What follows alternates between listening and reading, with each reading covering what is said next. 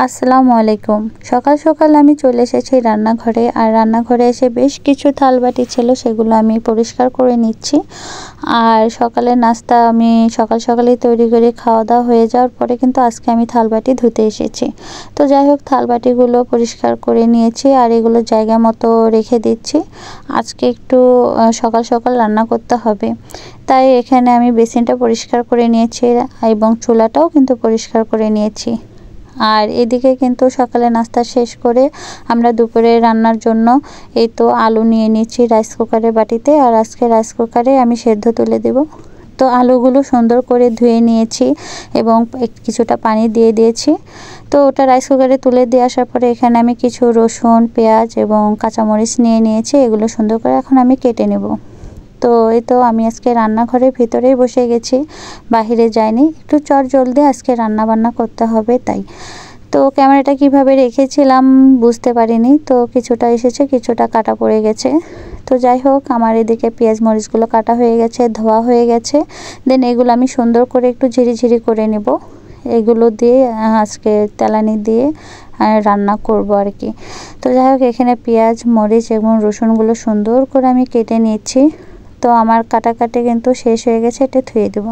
আর এদিকে কিন্তু আমার আলুটা সেদ্ধ হয়ে গেছে, আমি নামিয়ে নিয়ে এসেছি। আর কিছুটা ঠান্ডা পানি দিয়ে একটু এটাকে ঠান্ডা করে নিচ্ছি। বেশ কয়েকবার ধুয়ে নিয়েছি, অনেকটা গরম থাকে। তো আলুগুলো আমি একে একে সবগুলো কিন্তু সুন্দর করে ছিলে নিব। আর ছিলে নিয়ে কিন্তু হাতের একটা মাত্র চাপ দিয়ে হালকা করে এটাকে আমি একটা সাইডে বাটিতে রেখে দেব। তো এইভাবে কিন্তু আমি সব আলু কিন্তু ছিলে নেব।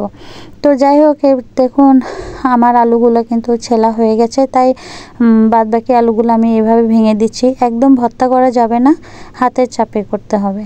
আর এখানে একটু পানি দিয়ে এটাকে এক সাইডে সরিয়ে রাখছি।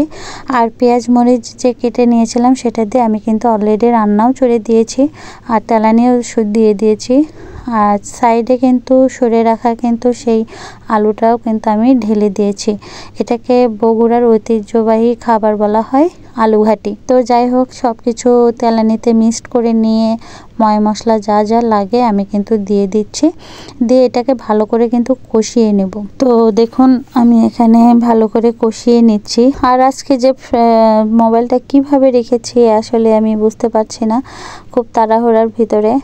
দেখুন অনেকটা কাটা পড়ে গেছে। তো এর ভিতরে কিছুটা পানি দিয়ে দিয়েছি, দিয়ে ঢাকা দিয়ে দিলাম। তো বলক আসার পর্যন্ত ওয়েট করলাম। আর বলক আসছে, এরপরে কিন্তু আমি ডিমগুলো ভিতরে ছেড়ে দিচ্ছি। তো ডিমগুলো দিয়ে দেওয়ার পর আবারও ঢেকে দিব আর পানিটা শুকিয়ে নেব। তো এর মাঝে কিন্তু আমি 2-4 বার কিন্তু ঢাকনা খুলে সুন্দর করে নেড়ে দিয়েছি। আর এই পর্যায়ে এইরকমই রাখবো, এরপর একটা বাটিতে তুলে নেব। তো এই যে দেখুন আমি বাটিতে সুন্দর করে আলু ঘাটি আর ডিমটা তুলে নিয়েছি, আমাদের বগুড়ার খাবার। তো এরপরে কিন্তু দুপুরে খাওয়ার জন্য আমরা সব কিছু রেডি করে নিয়েছি এখানে।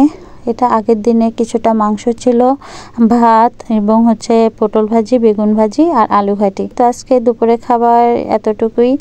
আজকে অনেক কাজ আছে, তাই জলদি আমি খাওয়া দাওয়া শেষ করে আমরা কিন্তু এরপরে কিন্তু বিকাল বেলার দিকে বাদ বাকি কাজগুলো শেষ করব। তো সবাই ভালো থাকবেন, সুস্থ থাকবেন। আজকে এই পর্যন্তই। আল্লাহ হাফেজ।